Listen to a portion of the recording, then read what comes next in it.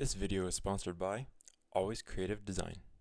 Okay, and welcome back to Always Creative Design. Today we are doing something a little bit different. I am in SolidWorks, and I built a RC pull sled a while back. I was working at a company, and they allowed to basically do some of your own projects. They wanted the 3D printers being used as much as possible, and it was a student position, so I learned an immense amount while I was there. And one of the things I printed out was this mechanical RC pulling sled. I'll put some pictures up here. And so what I'm trying to do here is make a version 2. The first version used some parts that cause things to twist. They bind. It doesn't work properly every single time. It does work, but we want to improve on that.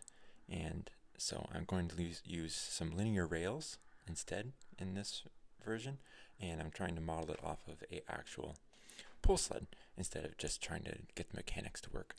So this is going to be a longer term project. Hopefully you guys enjoy it. I know I'm going to enjoy it. I love doing RC stuff, and it's pulling related, so I thought I would throw it on the channel. And yeah, so I just started out with just going to map out basic things on my first major sketch.